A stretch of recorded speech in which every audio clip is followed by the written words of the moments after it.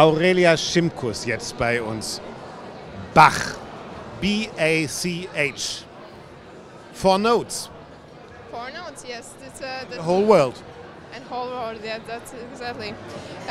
Of course, this is not a CD with only music by, only original compositions by Bach. It's there's also original composition by Ferenc Liszt and also some transcriptions, so it's not pure Bach.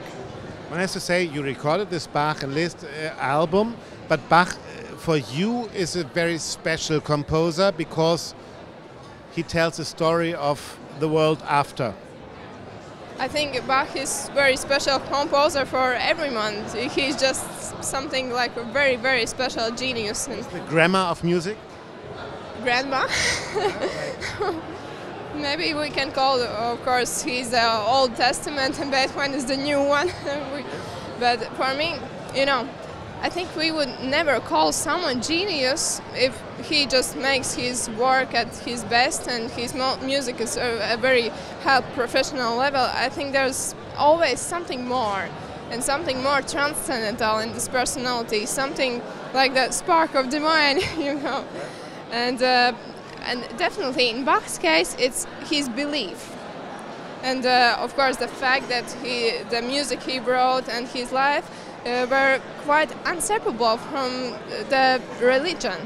But where is this belief in music? Is it that Bach tried to find a harmonic structure of the world? Is it because he shows us how death sounds like? What is the religious part about his music? Where do you see religion in his music? Well, I would say that his music, the way how he's making his music and why he's making his music is like a prayer. So that's why I decided also to call my CD "Ich like a prayer. So, and that was kind of communication maybe for him, I would say so, but that's maybe just my point of view. What are you praying for in this moment when you play Bach? Well, if I'm praying in words, you know, then I can, I don't know, say something I wish for, but when I'm playing music, it's something more, something beyond words. So I never inflict words to music. So I wonder whether whether I agree with you or not. I agree with you as Bach as a religious and spiritual composer. And my belief is that I think he organized tones into a universe, right? However, but I as well think he stood with both feet on the ground. He was sitting in the cafe houses. He had how many children? 7, 8, whatever. So he knew the world as well, didn't he? Of course he knew the world and the way he lived here. Of course he wrote music, and music is not something transcendental. Music is also materialistic thing actually that we can hear. But the way how he made his life, how he fulfilled his life, I think that was for the transcendental world, not for the materialistic world. He just used this world as a way to the light.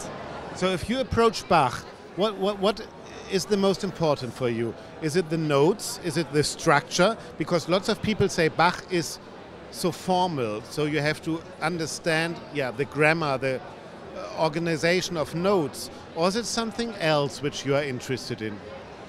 You know, actually, I think that wasn't the first thing that Bach was thinking about. That his music will be just theoretical and just exercises. You know, I think that his aim was something beyond that. So my approach is also maybe very individualistic and very personal point of view, and I cannot imagine any other point of view to this music, because I think it just makes sense if you are personal in music. Otherwise, it's just nothing for me. Which is interesting in music, because everybody hears it, but it's individual for everybody again, isn't it? Of course, yeah. Yes. Bach was forgotten for a long time. He died. He was out of date already when he died. Then it was, I think, Mendelssohn Bartholdy or whatever who took his pieces back. And nowadays we say he is God. What makes Bach so modern for us today? So modern? Yes, that's a very good question, because actually I think that the music that's really good and extraordinary, it will never be old. We will never call it old. So that's kind of phenomenon that just a few composers can write music that will never be old. So do you put a little bit of heaven on earth while you play Bach, you think? Maybe I'm just in heaven. That I, The angel. maybe trying to reach that spark, kind of spark, because of course we will never reach something like a heaven in this world. We can just imagine, we can just bring this light, we can just try to find this light in music and scores and in art and wherever we can. In music we get a kind of eternity, at least a smell of eternity. Of course, in art, in general, I think our task as musicians, as interpreters, is to give the hope that there is something beyond. So we can just give the spark, this kind of hope. Nothing more, of course. We are just humans. Also hören wir Musik und wir wissen, wie es später aussieht. Vielen, vielen herzlichen Dank. Thank you very much. It was a pleasure talking to you. Thank you.